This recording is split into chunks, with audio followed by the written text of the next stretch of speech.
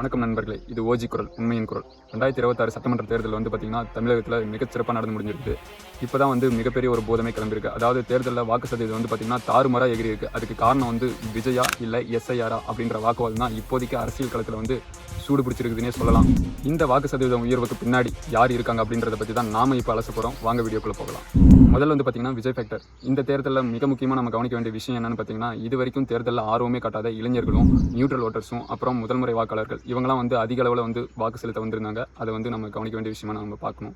இது வரைக்குமே இல்லாத அளவுக்கு வாக்கு சதவீதம் வந்து 85% தொற்றுக்குன்னா அதுக்கு மிக முக்கிய காரணமாக வந்து நம்ம பார்க்க வேண்டியது இவங்களை தான். நிறைய அரசியல் வல்லுநர்கள்லாம் வந்து பார்த்தீங்கன்னா, இந்த அளவுக்கு வாக்கு சதவீதம் வந்து இன்க்ரீஸ் ஆயிருக்குன்னா அதுக்கு வந்து மூல காரணமே வந்து பார்த்தீங்கன்னா விஜய் தான் அப்படின்னு சொல்லிட்டு அவங்க சொல்கிறாங்க. விஜய் அவர்களோட தாவேகா கட்சி வந்து பார்த்தீங்கன்னா இளைஞர்களை வந்து பெரிய அளவில் வந்து கவர்ந்துருக்குது. அதனால தான் இளைஞர்கள் வந்து குடும்பமாக வந்து ஓட்டு போட்டு போனாங்க. அந்த காரணத்தால் தான் பார்த்தீங்கன்னா வந்து வாக்கு சதவீதம் வந்து இன்க்ரீஸ் ஆகிருக்குது அப்படின்னு சொல்லிட்டு அரசியல் வல்லுநர்கள்லாம் ஒரு பக்கம் சொல்லிட்டு இருந்தாலும், எது எப்படியோ இது ஒரு அரசியல் மாற்றத்துக்கான எழுச்சியா அல்லது திரை கவர்ச்சியா அப்படின்றது மே 4 வரையும் நம்ம காத்திருந்து தான் பார்க்க வேண்டியதாக இருக்குது.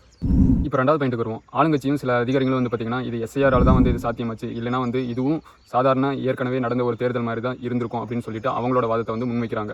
வாக்காளர் பட்டியலில் இருந்த லட்சக்கணக்கான போலி வாக்காளர்கள் அவங்கள வந்துட்டு ரிமூவ் பண்ணதுனாலையும், அதுபோக இறந்து போனவங்க, அதுக்கப்புறம் இந்த ஊரிலே இல்லாமல் வேறு ஊருக்கு வந்து குடிபெயர்ந்து போனவங்க, அவங்களோட பேரெல்லாம் வந்து பார்த்தீங்கன்னா அதிலிருந்து எடுத்துட்டாங்க.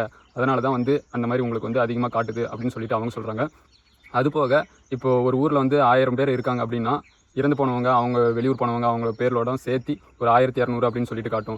இப்போது அந்த 200 பேரை நீக்கிட்டாங்க. அதனால் வந்து பார்த்திங்கன்னா வாக்காளர் சதவீதம் வந்து அதிகமாக காட்டுது. இல்லைனா வந்துட்டு 1200 அப்படின்னு இருந்தப்போ எப்படி கம்மியாக காட்டுச்சோ அதே மாதிரி தான் இப்போயும் வந்து வாக்கு சதவீதம் வந்து கம்மியாக காட்டும். அந்த 200 பேரை நீக்கினதுனால தான் அந்த வாக்கு சதவீதம் வந்து அதிகமாக காட்டுது அப்படின்னு சொல்லிட்டு அவங்க சொல்கிறாங்க. மேத்தமெட்டிக்கலாக பார்த்தா இதுவும் ஒரு பாயிண்ட்டாக நம்ம வந்து கன்சிடர் பண்ண வேண்டியது தான்.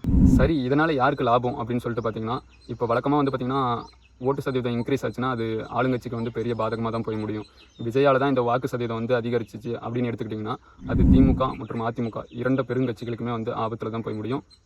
அதே இது வந்து எஸ்ஐஆரால் தான் வந்து இது வந்து நடந்துச்சு அப்படின்னு சொல்லிட்டு எடுத்துக்கிட்டிங்கன்னா, இது பெருசாக வந்து பெரிய அரசியல் மாற்றத்துக்கு வந்து ஒரு மூலப்பொருளாக இருக்காது அப்படின்றது தான் அரசியல் வல்லுநர்களோட கருத்தாக இருக்குது. ஆனால் கள நிலவரம் என்ன சொல்லுதுன்னா, சென்னை டு கன்னியாகுமரி வந்து பெரிய ஒரு தாக்கம் வந்து ஏற்படுத்திருச்சு. இதுக்கு காரணம் வந்து மிகப்பெரிய காரணம் யாருன்னு பார்த்தீங்கன்னா விஜய் அப்படின்ற ஒற்றையாள் தான் அப்படின்னு சொல்லிட்டு களத்தில் நிறைய பேர் பேசிக்கிறாங்க. அது உண்மையா இல்லையா அப்படின்றது மே 4 அன்றைக்கி தான் நம்மளுக்கே தெரிய வரும்.